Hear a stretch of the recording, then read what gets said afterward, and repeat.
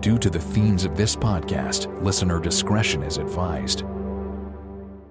Bruce and I would play a game back in January and February where we would speculate and talk back and forth about, from a raw terrorism standpoint, is it better to have Trump win in November or lose in November? And the conclusion we came to is that both scenarios would be bad from a terrorism standpoint. Lock your doors, close the blinds, change your passwords. This is Secrets and Spies.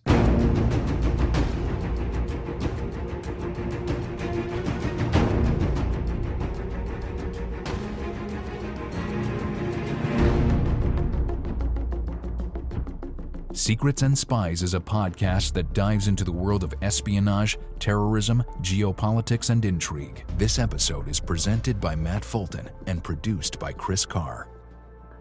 Hello, everyone, and welcome back to Secrets and Spies.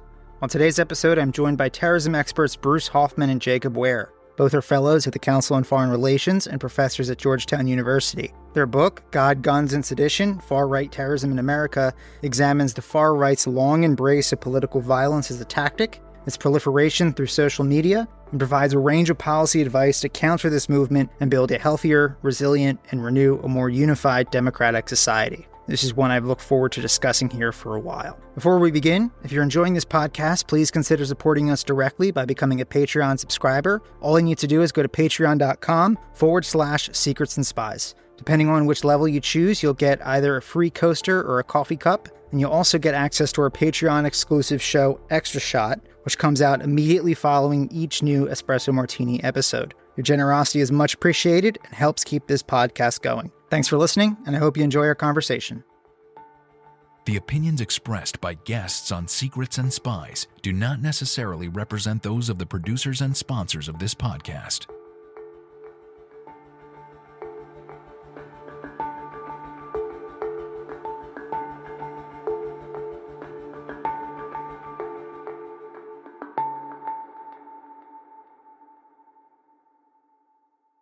Bruce Hoffman and Jacob Ware, welcome to Secrets and Spies. It's wonderful to be speaking with you both. Thanks very much, Matt, for having us. Thank you. Yeah. Professor, I think I mentioned this to Jacob in one of our emails, but somewhere on the shelves over my shoulder here is a well-worn copy of your Inside Terrorism, which was actually the first book I think I read on the subject way back in, I think I was a freshman in high school, so probably like 2004, 2005. So this is cool to have you on our little show now talking about this pretty heavy topic. Well, it's a great honor. That was the first edition that you read. Yeah, you've been in the game a while. So you are co-authors of a new book. It's been out for a few months now. It's titled God, Guns, and Sedition, and it offers an unflinching, sober examination of modern American far-right terrorism. The book tracks the movement from its rebirth in the 80s to our current moment and offers policy recommendations to stop its rise. I think the title is actually pretty elegant. I don't know if this was intentional, but in like 3 words, you describe the 3 acts of their story over the last 40 years. Well, it wasn't easy to come up with the title. I always find that's the hardest part of the book. And it was completely serendipitous that we fastened on this title and that it did turn out to be such an accurate title for the book. Because in a nutshell, those 3 words actually encapsulate the 3 eras that the book discusses and traces the historical trajectory of. So the God part was when this movement first redefined itself and began to gather momentum in the 1980s. And there was a very salient theological dimension to it. In fact, many of the leaders of the movement prefaced their names with titles like Reverend and Pastor and attempted to use scripture to justify or legitimize violence. That changed, and we discuss why it changed in the book, but just sticking to the specificity of the title. The Guns is the 1990s, when, like any extremist movement, this one embarked on a search to broaden its constituencies and expand, and seized upon what was then the emerging militia movement, and also persons that at the beginning of the Clinton administration in particular became very concerned about Second Amendment rights, and then throughout the Clinton administration became more animated by this issue. And we see the culmination in the 1995 bombing of the Alfred P. Murrah Federal Office Building in Oklahoma City by Timothy McVeigh, which was cut of many different cloths woven together, but amongst them was this profound fear that the federal government was going to seize America's weapons. And then the sedition part obviously talks about the most recent era that begins with the election of the first African-American president, Barack Obama. And you start to see the trend that we first identify in the 1980s, which was of anti-government extremism and profound mistrust of government at a time when there was arguably less justification than there is today, really taking hold and becoming part and parcel of the racism, the anti-Semitism, the xenophobia, the survivalism that was always at the heart of this movement. In the 1980s, we argue anti-government extremism became a salient component, but we really see that crystallizing in the 20-teens and, of course, culminating on January 6, 2021. At the beginning of the book, you define American far-right terrorism as a threat featuring an overlapping and evolving multitude of actors, movements, and ideological strains, ultimately united by a desire to return the United States to some long-lost halcyon days defined by hierarchies dividing people by race, gender, religion, and even regional identity, with white masculinity reigning supreme. These actors are terrorists because of their preparedness to use lethal violence in pursuit of that mission. To start us off, because I'd like to spend the bulk of our time discussing the more contemporary threats and your policy recommendations, can you give us a brief overview of the more ideological contours of the far right? Well, I think the key word in that definition is hierarchies. Most of the ideological strains can be understood as some form of hierarchy that is being protected or defended. So the hierarchy of white people over minorities, the hierarchy of native-born, in their eyes, Americans over immigrants, the hierarchy of straight people against non-straight people, and so forth. They defend those hierarchies in their ideologies and through acts of violence targeting those outgroups, however defined. Gets more tricky when you look at some of the anti-government or almost more cultic groups such as QAnon, where you don't necessarily see those hierarchies, but certainly you see divisions being drawn between in-groups and out-groups in ways that are very similar to those hierarchical ideologies as well. When you go through the trajectory of acts of violence that we've seen over the course of, let's say, the past 10 to 15 years, to look at that more modern contingent, you'll see a trajectory that runs through places like Oslo in Norway, Charleston, South Carolina, Pittsburgh, Pennsylvania, Christchurch, New Zealand. Those acts of violence are, of course, defined by those hierarchies trying to protect white, Western, Christian masculinity. You quote Stanley Morris, then director of the U.S. Marshals, observing in 1985 that the far right commit illegal acts but wrap themselves in the American flag, assault the police but view themselves as religious and God-fearing, and talk of freedom but support virulent racial and religious bigotry. You also write about the Ku Klux Klan's revival in 1915 alongside Griffith's The Birth of a Nation, and say that the group at the time championed an idiosyncratic and exclusionist conception of patriotism, was profoundly anti-elitist and anti-intellectual, disdained science, regarded most elected politicians and civil servants as corrupt and self-serving, and thought cities incorrigible cesspits of depravity. I read those and thought, no matter how much changes, nothing changes, huh? To a certain extent, yes. I mean, actually, in researching the book, I was kind of taken aback that there were so many points of resonance between the 19-teens and the 1920s and today. Not least, we started writing the book in April 2020 in the midst of the coronavirus pandemic. And of course, the 1920s was influenced and colored very much by the Spanish influenza outbreak that convulsed the world.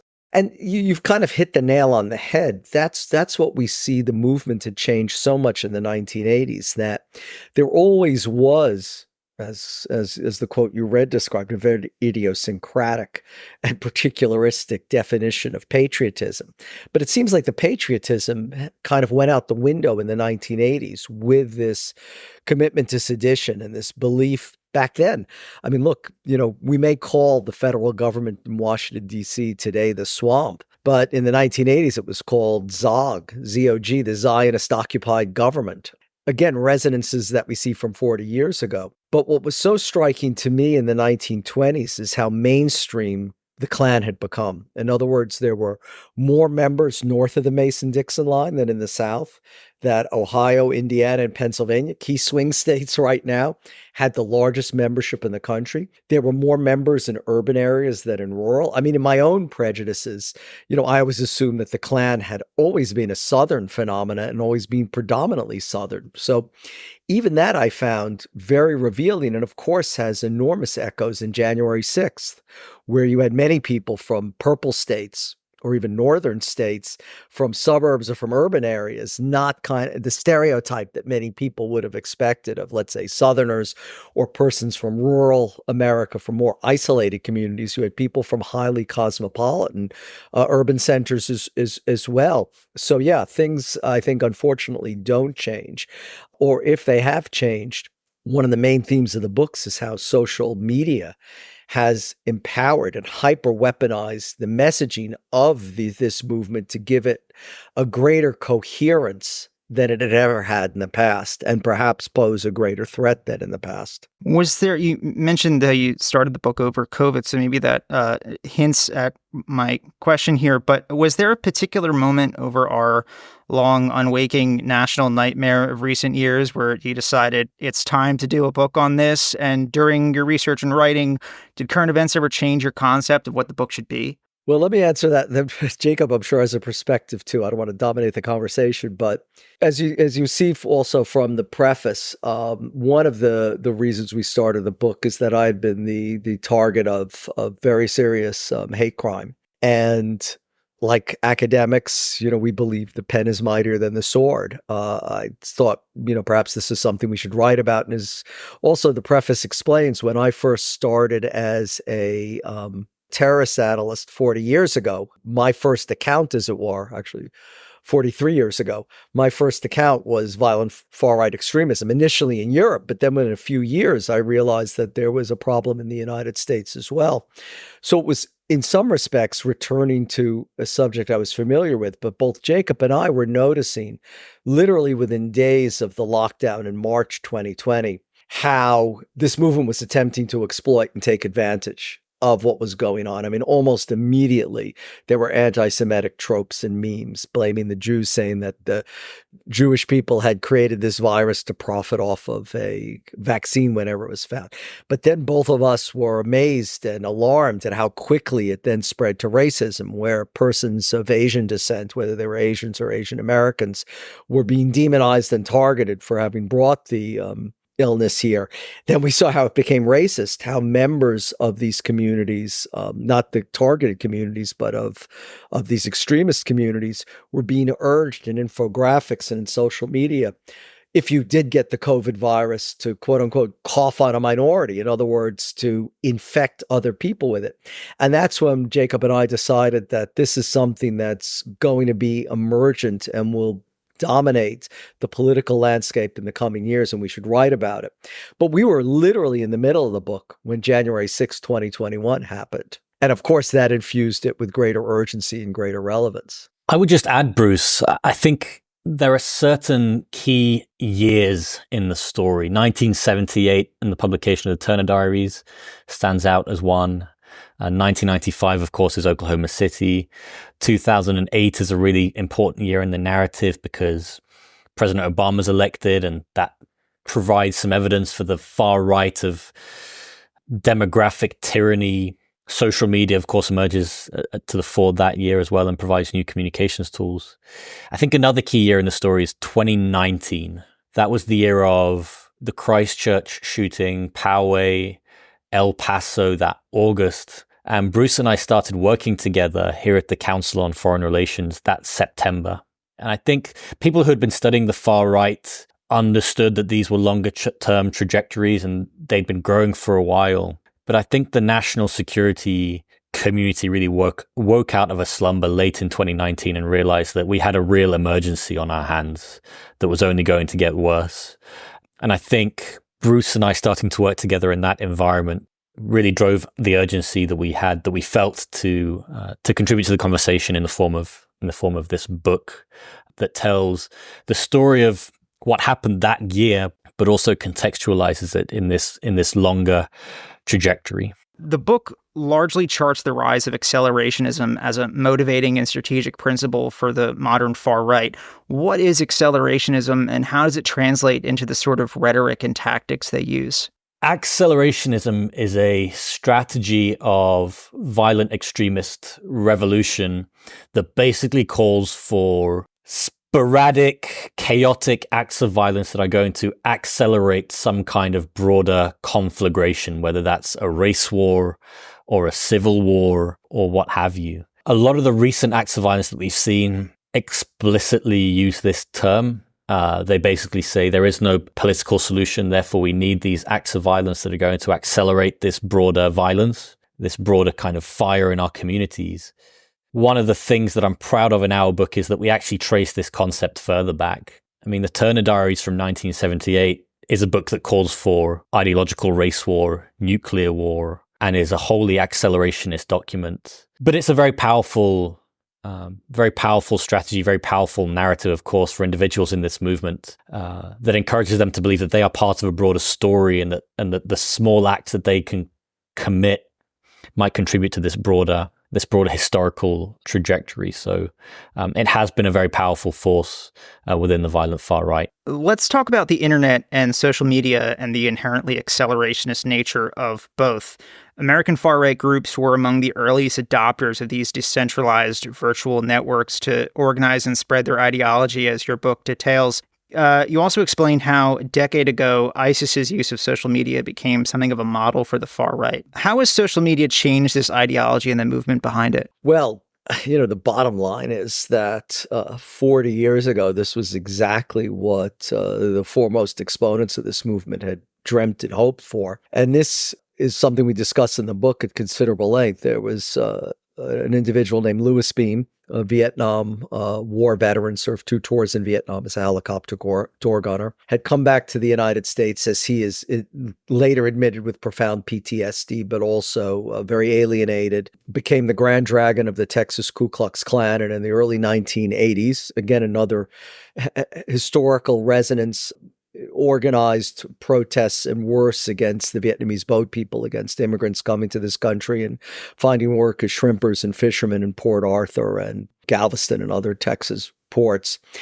And he became a leading figure in this movement and became very concerned because, firstly, the FBI, either by agents infiltrating the movement or by cultivating confidential informants within the movement, were constantly shutting it down. And he therefore said, look, we can't keep doing the same thing because we're not gaining any traction. And he came up with the idea of something that we know now as lone actor or lone wolves. But back then he called leaderless resistance or autonomous phantom cells, where he said individuals or small collections of individuals should band together, be more secure because there's no hierarchy or command and control communications to be intercepted or disrupted, and set a series of brush fires through acts of violence that Beam hoped would come together as a gigantic conflagration that would overthrow the U.S. government. And Timothy McVeigh was actually precisely an exemplar of this, where he recruited 2 former Army buddies. One eventually dropped out and carried out what until 9/11 was the most lethal terrorist incident in the United States, the bombing of the Murrah building on April 19th, 1995, that killed 168 persons, which he saw as being the opening salvo in this revolution. So that was one innovation, but also to connect people in this very, to use a vernacular of the 21st century, flatter, more linear, more networked space. Beam came up with the idea of using something that was completely novel back then in 1983 and 84, desktop computers with modems that had 80 or 160 baud. You could not upload images, much less, graphics. It was very slow, but for the same reason, he was very concerned that the federal authorities were arresting white supremacists on charges of sending hate mail through the Postal Service, which is a federal crime.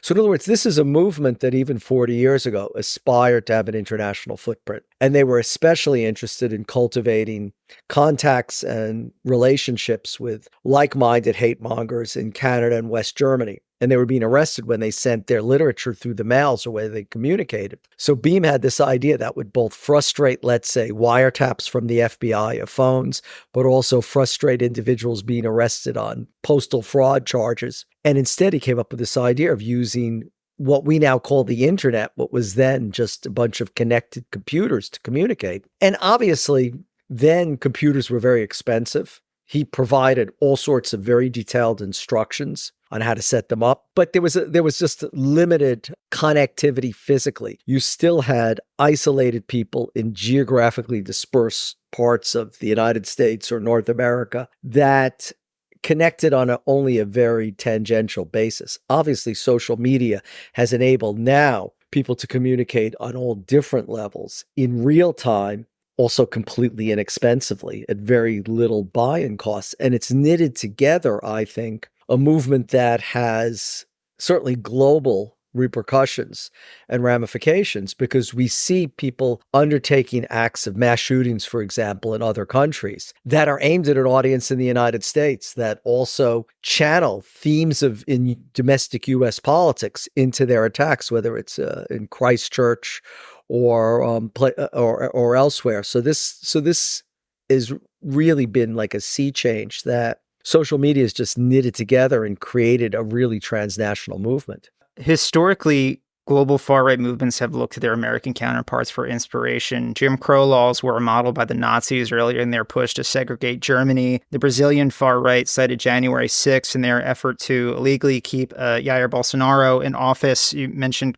Christchurch. Is it fair to say this ideology is an American cultural export? Are we effectively like a think tank, a proving ground for the rest of the world here? I think that would be fair to say. You used a word there that Bruce and I have used in an article we wrote in Foreign Affairs magazine, the exports. I do think the US has emerged as an exporter of these ideas, sometimes with kind of more domestic nuances to them. So QAnon, for example, is one movement that has definitely jumped across borders and oceans, but obviously has more localized narratives.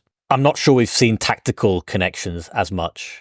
So the ideology is definitely spreading. I'm not quite sure yet that we've seen direct links between movements. That might be the next generation of development across social media here, that you start to see transnational groups as opposed to networks. But certainly the ideology is jumping across borders in ways that are very damaging for US foreign policy, very damaging for US soft power. You know, when you think about it, I mean, the U.S. is viewed as a leader throughout the world for entirely positive reasons, but this is an example where others overseas seek to emulate and even imitate what's going on in the United States. I mean, there have been, for instance, violent manifestations of anti-immigrant sentiment in Ireland, in Dublin, you know, the burning of immigration centers that have, you know, been inspired at least or influenced by ideological currents and also outright exhortations to violence over social media. So yeah, Jacob is absolutely right. There's not the coordination that, and I don't want to imply that, but certainly the United States has, and this goes back 40 years, is deliberately, I mean, the movement, the violent far-right extremist movement in the United States deliberately positioned itself to export its ideology. That's why I cite the example of Louis Beam with desktop computers and modems, as this was exactly the goal of the movement then, as it is now. Many of the characters discussed in the book, the disaffected young men behind these bursts of extremist violence, have a military background. Across generations, their service all played a critical role somewhere on their journey to radicalization. You mentioned how in the 90s, Fort Bragg, the home of U.S. Special Forces, was a hotbed of neo-Nazi belief. Some soldiers hung swastikas in their barracks, which is like crazy to me when I read that. You also cite data from an FBI assessment of 52 lone offender terrorists in the U.S. between 1972 and 2015 that concluded over a third had served in the military. And to put that number in context, it's estimated that only 7% of living Americans have served in the military. So what's going on here? Do these men enter the service predisposed, or does something happen to them on the inside? And is this still a significant concern for the DoD? Well, there are three categories here, actually. There are individuals, white supremacists and neo-Nazis, who seek to enter the the military for training, tactical expertise in insurgency and counterinsurgency, communications expertise. Then you have the second category that you described, people who radicalize inside the service. And then you have a third category of veterans who are radicalizing sometimes decades after their service, where you can perhaps trace something that occurred within their time in the military. We find that overwhelmingly veterans are most common within this community. So people whose first signs of radicalization might emerge long after their time in the military. They seem to be the ones who are appearing most frequently in our data set. On January 6th, for example, I think there were well over 100 members of the military community who participated in that attack, but the vast majority, like 95+%, were veterans.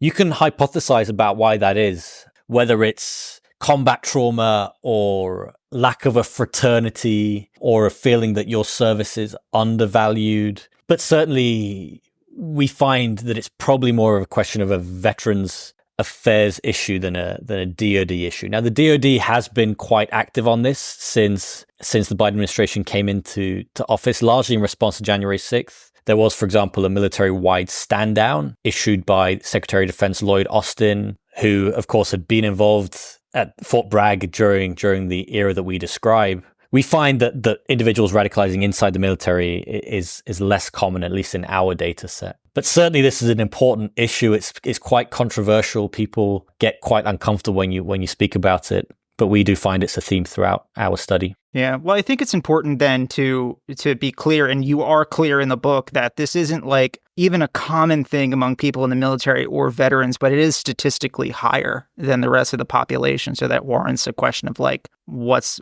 going on here, you know?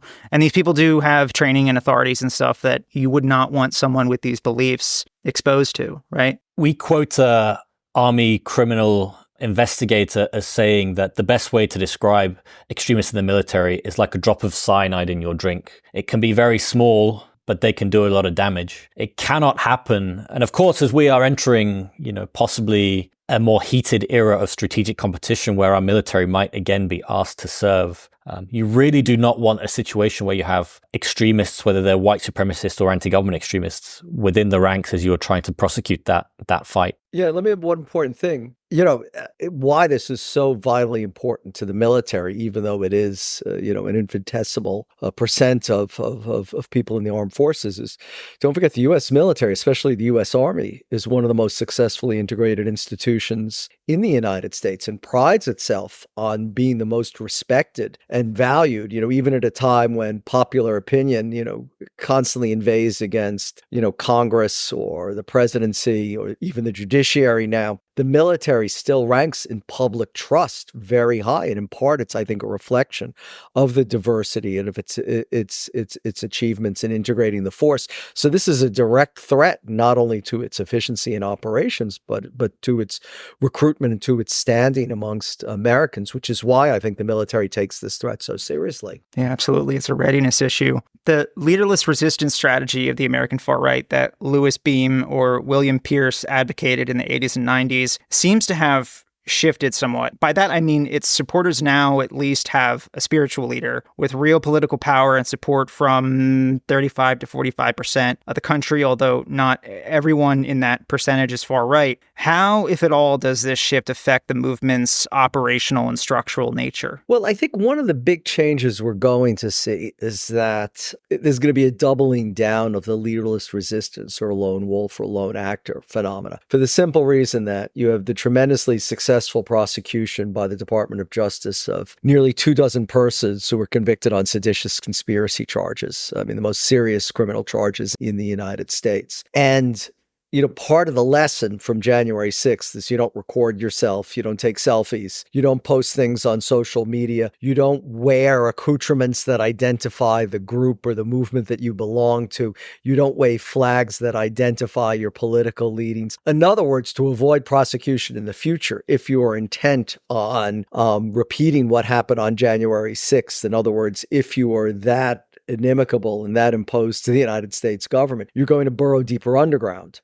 and you're going to really revert to a strategy of leaderless resistance, precisely as we saw in the plot to kidnap and then try in a kangaroo court Michigan Governor Gretchen Whitmer by a handful of people, some of whom were veterans, but a handful of people who met via social media, were operating completely independently, had no connection to any organization or actual group. We're not following anyone's orders, but were very much framing their act of violence within the context of the enabling ideology, encouraging it. And that's what I worry we'll see more of in the future. And of course, for law enforcement, this is far more difficult to track and to monitor. When you've got an actual group and you can identify the leader and then prosecute them in court, you at least know your enemy, as it were. When you're dealing with far more subterranean elements that are only very remotely connected, and if the connection is an overarching ideology and really nothing more,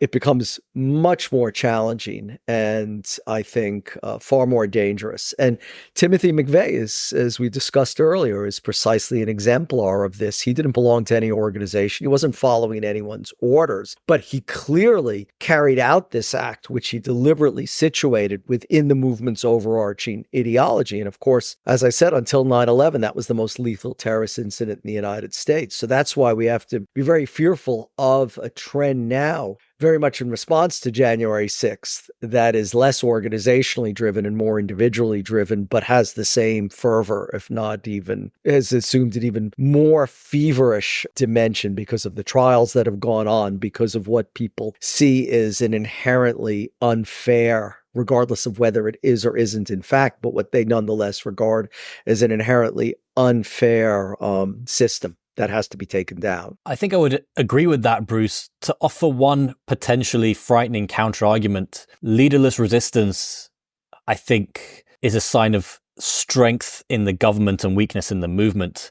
And that equation might reverse in the case of a Trump victory, for example, in which case the people who would be lone actors, would be leaderless resistance actors, in fact might be empowered in different ways by a government that is more supportive of their activities. So that is, I think, what a lot of people are quite worried about. We're going to take a quick break, and we'll be right back with more.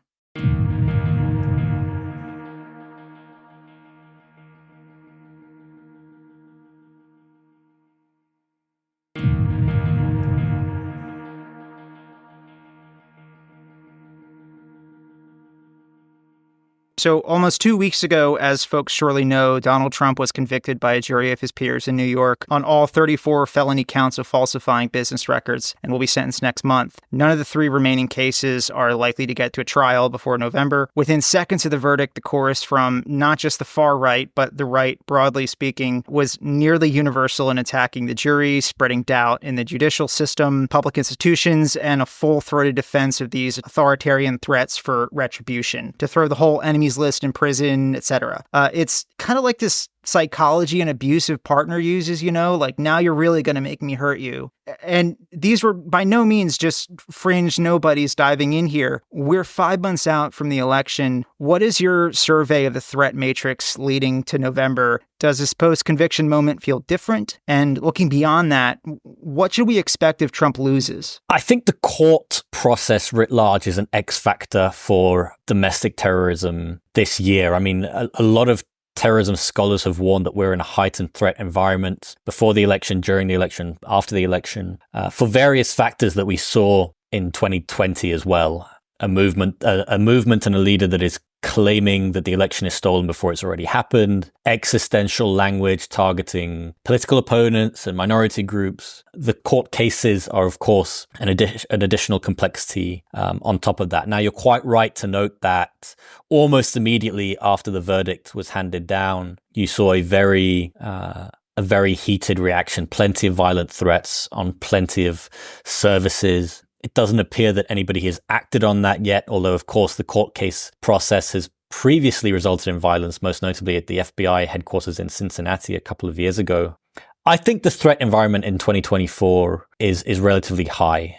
Far-right actors, as noted, are mobilized by the same grievances as last time. I think an additional factor this time is is we're facing a rise as well in far left militancy that is further destabilizing the order and might risk being another aggravating factor for the far right as well. Well, if I can add something, we're really in an unprecedented situation in many respects. In that, just as Jacob described, there's threat from far left extremists as well. And in the wake of the campus protests over the Gaza war, there's calls for escalation and for even more disruption and just to generate disorder. And what I think has fascinated both Jacob and I is that accelerationism isn't monopolistically owned by one extreme and not by the other. In fact, there's a commonality that both extremes, far left and far right, believe that in the core values or principles of acceleration, and that the system is so rotted, it cannot be reformed, it cannot be repaired. And this is part of the message that we hear as we're ramping up to the 2024 presidential election campaign, that the system it's beyond reform. But in the extremist viewpoint, it's got to be pulled down. And fortunately, that hasn't become a mainstream political cause at all. But the idea is that accelerationism is embraced by both extremes, and therefore both extremes see advantage in feeding off of one another to foment even more disorder and more chaos. So I think in addition to the terrorism that, Jacob and I have written about, a situation can be envisioned where we have more events like Charlottesville in 2017, like the disorders that have roiled Portland, Oregon, for example, for at least as long, but especially after the 2020, the killing of George Floyd, the Black Lives Matters protests, and that have never quite abated. But you could see disorders on, much more national magnitude where the right and left deliberately are egging one another on because they each believe that they can gain more standing, greater status, a larger number of adherents as well. Are you comfortable speculating a bit on what the fallout may be if Trump loses? I mean, rhetorically, emotionally, logically, I don't see where else they go but violence at this point. Bruce and I would play a game back in January and February where we would speculate and talk back and forth about, from a raw terrorism standpoint, is it better to have Trump win in November or lose in November? And the conclusion we came to is that both scenarios would be bad from a terrorism standpoint. Both scenarios are likely to lead to violence. Certainly, I think the number one warning sign for violence in 2024, and then therefore the number one counterterrorism recommendation you would make, both relate to rhetoric. It would be great if the former president announced that he was going to accept election results whichever way they went. That's not going to happen. And because of that, there is no other narrative other than a militant rejection of those election results. We saw it in 2020 and 2021, and I think we'd see it again in 2024. I think what worries me the most is having seen some of this before. I mean, the interesting thing about writing a book with someone when you're 41 years apart is that, at least my historical memory goes back just because I've seen it all unfold in real life in real time. And I remember thinking how enormously dangerous and unstable the early 1990s were when you have this distrust of government, when you had talked that the federal government has no legitimacy, when there were profound fears of government and of what was seen as corruption. And compared to today, all of that is just small beer. It's just, completely infinitesimal. And that environment in the 1990s was sufficient to produce an abiding tragedy like the Oklahoma City bombing. It makes me very scared and very concerned about this fall in the United States. That much as 4 years ago, we saw the plot to kidnap Governor Whitmer of Michigan just before the election, that we could see plots like that, another Oklahoma City, certainly the targeting of elected officials of both parties. I mean, we've already seen this manifesting itself, where violence has been directed against appointed officials like Supreme Court justices, elected officials who are members of Congress, and even volunteers who are serving as on election boards, election workers. And this, unfortunately, I think can only intensify as we approach what is already a very contentious and febrile election period. Every so often, I'll finish a book on a difficult topic like this, and the conclusion is essentially, we're doomed, the end. And I never know what the author expects readers to do with that, but this book doesn't do that. The final chapter offers a comprehensive range of policy, educational, and cultural recommendations to stem the tide, including on the issue of media literacy, which has been a huge growing concern of mine. And I think everything you have here is really pragmatic and helpful. Walk us through some, please. Well, let me first describe the broad brush approach. Actually, thanks very much for noticing that, Matt, because in fact, the policy recommendations, I think, is one of the strengths of the book, because there is a tendency to write these things and then throw up one's hands. And, we really do believe that there has to be a renewal of America and a return to our core values. And in fact, that's the largest chapter of the book, which is, I think, interesting as well. And we want it to be realistic and practical, which meant we try to frame these in a way that would have as much of a nonpartisan appeal as possible. And it's very difficult to achieve in this heavily divided Congress. We have been able to meet with Republican as well as Democratic members of Congress and discuss some of these recommendations. The way we approached it was to divide them into three broad categories. Things we could do now that would strengthen the regulatory framework, that would have an immediate impact. It assumes a different Congress. Last year, Congress, I believe, brought roughly 24 bills to the president for signature. In a typical year, it's well over 100. So we're not talking about, at least historically, normal circumstances. But if we were in those, these would be things to strengthen the regulatory framework. We advocate quite energetically and somewhat controversially domestic terrorism legislation. We have foreign terrorism legislation. We're not talking about designating terrorist groups in the United States. We think that would be a non-starter, would completely be a partisan divide. But what we are talking about is equity in sentencing, because we find a huge disparity between persons sentenced for offenses that in a foreign context are labeled terrorism, but in a domestic one aren't. And the disparities are often twice as long or even 3 times as long sentences in one context and not in the other. So we believe there should be equity in that sense.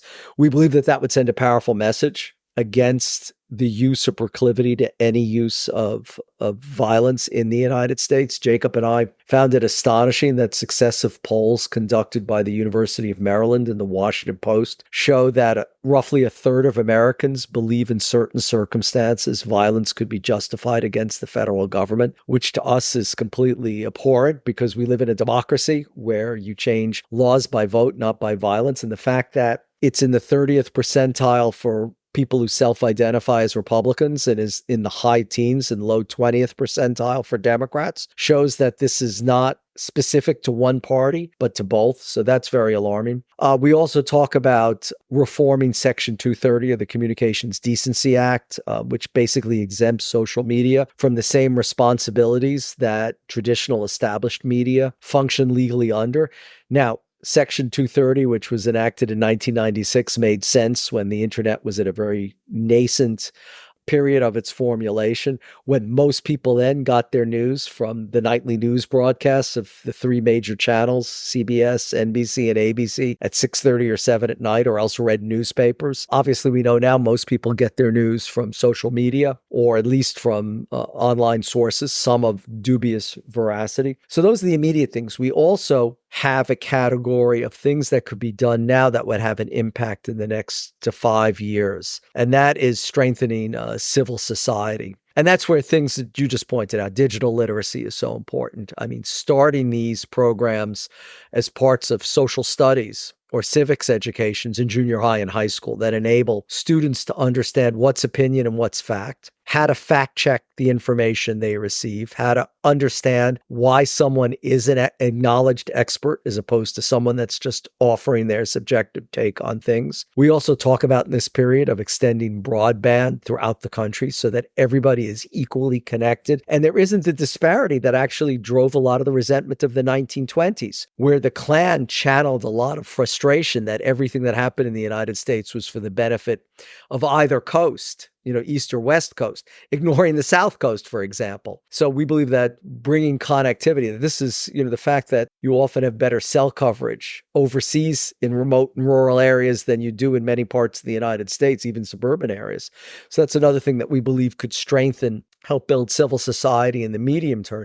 And then we talk about the generational change that would rebuild national unity, and that both the strengthening the social regulatory framework and building or rebuilding civil society would produce a sense of national unity that we could perhaps find ourselves once again at what Jacob and I regard as a critical juncture in the history of the United States. And that was on the evening of September 11th, 2001, when both Republican and Democratic members of Congress joined arms on the steps of the Capitol and sang, "God bless America." I mean, one can't even picture something like that happening now, but we have to remember how enormously reassuring that was to the United States and to the citizens of this country that had undergone a trauma of unparalleled intensity earlier in that day, but felt reassured that as a country united, we are strong and we can work together to better the United States for everyone. So we hope that in the long term, that this generational change will return us to that point. Something that I think is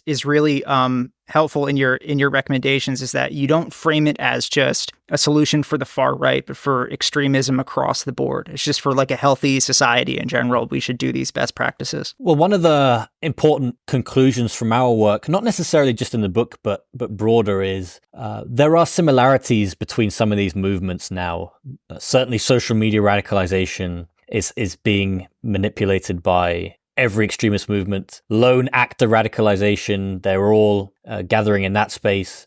We see similar targets, tactics being used. And so to an extent, you would think that some of the counterterrorism recommendations that we make, especially around social media, such as Section 230 or digital literacy, countering violent extremism, those should have applicability across ideologies. And so as we work to counter the far right extreme with these measures, I think they'll also have benefits for example, countering the Islamic State, let's say. For my last question, this one has bugged me on a personal level, and I'd hope to get your takes. Reading your book and others, I've noticed a recurring driver for many far-right figures, and that's that they just want to be left alone. Like Randy Weaver, whose refusal to inform for the FBI ultimately led to the Ruby Ridge standoff, or the Bundy clan in Nevada, who believe they shouldn't have to pay taxes. The common refrain is that they just want to be free to live off their land according to their values and their interpretation of their faith, which, taxes aside, people in this country have a First Amendment right to do. You have a right to be a white supremacist, an anti-Semite, a Christian fundamentalist, so long as you don't use those beliefs to justify harming others. And everyone else has a First Amendment right to find those beliefs abhorrent and choose not to associate with or employ you because of it. But the kernel of their argument to me is that in America, you should be free to live as your true, authentic self according to your values without interference or harassment.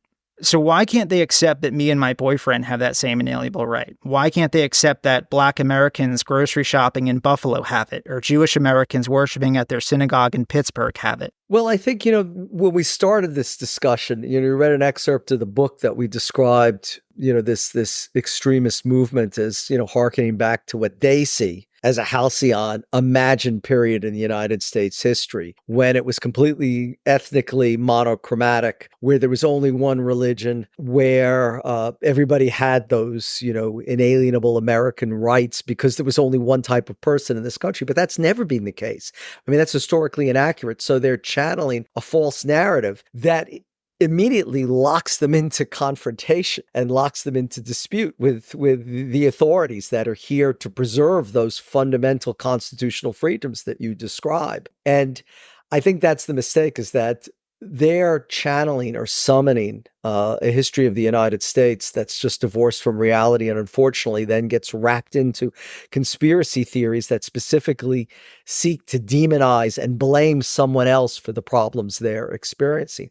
So I think the core virtues of the United States is exactly, Matt, what you've described as what I would perhaps a little bit reductionistly say is a frontier mentality. I mean, we want to go out on our own, we want to live independently, and we want to exercise our constitutional rights. And that's what, in our policy recommendations, we completely advocate and support. What concerns us, and this was a book, as we described, the genesis of it was when we had the COVID lockdown. All of a sudden, these conspiracy theories began to surface, not only about the federal government, but about various other peoples or ethnic or religious groups that had some interest in creating this terrible problem and therefore blaming them for it. And then we saw very quickly this transition to actually advocating and encouraging violence. And that's what we want to avoid. So I think the message is that, yes, you can have those freedoms and you can be left alone, but all of us in a functioning democracy and republic, it's incumbent upon us to respect the law and respect the rights of others to have their beliefs and to exist without interfering with you. And that's what's been lost, unfortunately, is that there's this, and that's social media means that every problem is everyone's problem, right? And it seeks to bandwagon and to get everyone stirred up about issues that they might not have paid any attention to or might not have ever thought affected them, but now affects them in a very indirect way and becomes their problem. We have to somehow reverse that and recognize the corrosive impact that social media has had. I mean, I'll give you a firsthand example. 3 months ago, I attended a sentencing hearing in the United Kingdom of someone who had become, in essence, a white supremacist neo-Nazi terrorist. And what was so clear in both the prosecution and the defense's presentation of the arguments for sentencing is that if social media had existed, this person, the police had described him as living in a hamlet. Not a village, not a town, a small community that was completely homogeneous. Only Caucasian people, only white Christians lived there, only English people lived there. And yet this individual had descended into such a dark place where he was demonizing. He was talking about not only bombing synagogues, but burning churches to the ground, attacking Hindu temples, attacking LGBTQ gathering places and nightclubs, attacking Roma encampments. I mean, his hatred almost had no boundaries. And it was precisely because of social media that he was exposed to this. So it's a way of getting back to this mutual respect that will preserve our country and preserve our fundamental legal and constitutional values and rights and privileges. Matt, that's such an important question, and I'm not sure I have a perfect answer for you, because this has been one of my frustrations in my work looking at the violent far right, is that they have very effectively weaponized the First Amendment and hidden behind it, whether in the real world or on social media. They claim that their hatred is First Amendment protected. But as you rightly point out, being Jewish or Muslim is also a First Amendment protected freedom of religion. And the Black community's right to go shopping in their preferred supermarket in Buffalo is also a First Amendment protected freedom of assembly. But we kind of devalue those, and we make the First Amendment purely about speech as opposed to people's freedom to be safe in their religion or in their assembly from violent, hateful speech. Our current understanding of these laws, whether legally or culturally, or our current understanding of this amendment, is protecting the hater over the hated. And I think that is really difficult to build a thriving, multicultural, multi-ethnic society upon. So I'm not sure how that argument would hold up in court. I'm not a lawyer, but I think we need to find a way to kind of to rethink how we've interpreted that amendment. Yeah, I think back to your quote from the book that I offered at the top of the show, describing how the Klan felt about the country a century ago and how it's like identical to what the far right feels now, and realize that at no point was there ever in America they might have been born into and not hate. You know, like they've cursed themselves to live that way, but we don't have to join them down there. Is there anything else you'd like to cover or add before we wrap up today? I think we've covered everything. It was a great set of questions. Just thanking you, Matt, for your leadership on this issue and for your willingness to have us to talk about. Absolutely. And thanks for the great podcast. It's excellent. Yeah, well, thank you so much. Where can listeners find more about you and your work? Bruce and I are both active on Twitter and Blue Sky. And we post our articles on cfr.org as well. So feel free to check us out there. Links to all of that will be in the show notes. One more time, the book is God, Guns, and Sedition, Far-Right Terrorism in America. I'd hold up the cover, but this is not a visual medium. I can't say it's a fun or relaxing read. It'll keep you up at night for sure, but it's interesting, important, and timely on a subject to which I think many Americans too often will themselves blind. Bruce Hoffman and Jacob Ware, thanks for joining us on Secrets and Spies and being so generous with your time. Thank you very much for having us. We're very grateful. Thank you.